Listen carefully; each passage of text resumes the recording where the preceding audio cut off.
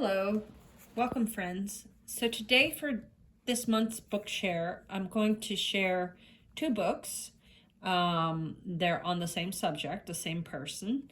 The first one is The Illuminated Life of Maud Lewis. And this is Maud Lewis, and she's a painter, a folk art painter. And I'm gonna go over this book. And then the second book I have is The Painted House of Maud Lewis, Conserving a Folk Art Treasure, and it's by Laurie Hamilton. And this book is about the painted house that Maud Lewis lived in. So we're going to start by The Illuminated Life of Maud Lewis, this book over here. And it's by Lance Wooliver, and the photographs are by Bob Brooks. So this book was a charming little book. And Maud Lewis is a painter, a folk art painter from she lived from 1903 to 1970. And these are some of the types of paintings that she would make. You can see this bird and this farmhouse and the trees. She painted a lot of nature. She lived in Nova Scotia, Canada. So I'm just going to go through the pages here. She painted oxen, for example, like here, you see here. And on this page, you see children at play in a school. And I'm going to try and fit both pages on here, but it doesn't seem to fit on my camera. We have cats here. She painted a lot of local scenes. And she embodies the spirit of folk artists outside of the mainstream.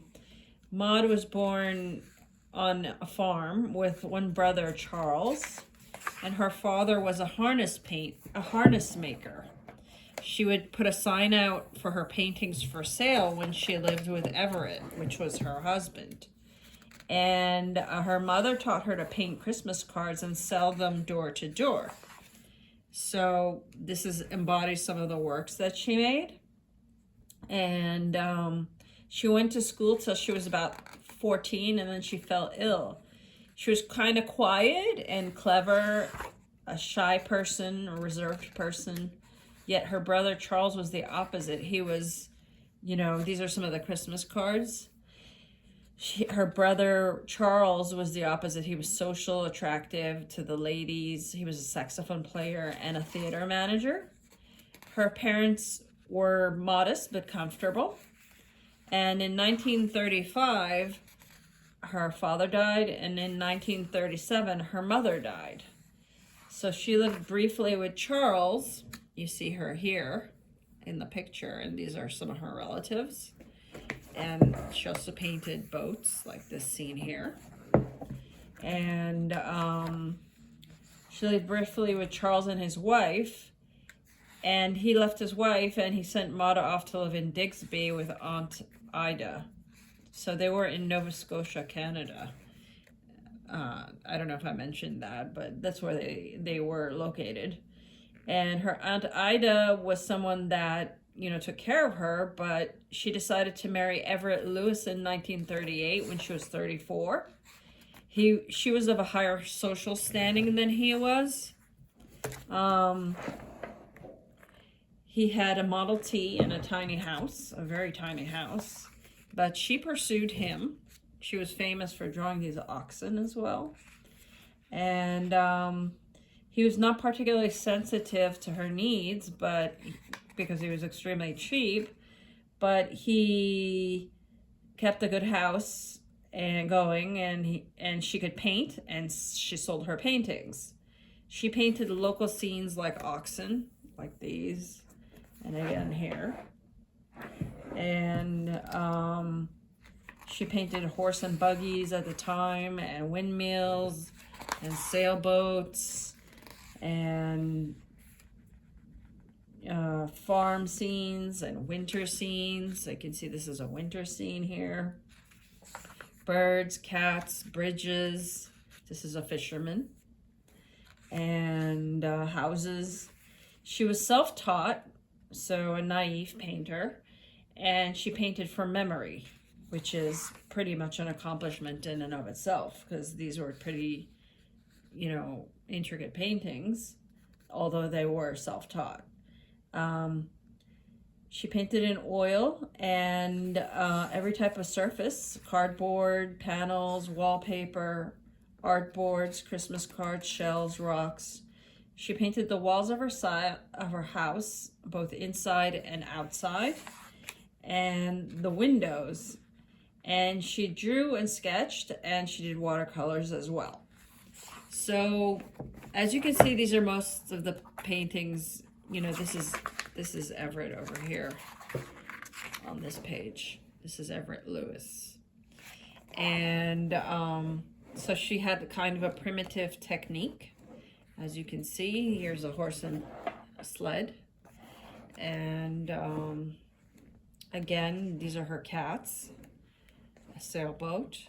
So that was mainly her types of paintings in this book. And in this book, we have another book, also on Maud Lewis, our folk art painter. And it's about the house that she lived in with Everett that was very, very, very small. And the house was painted on both the exterior and the interior.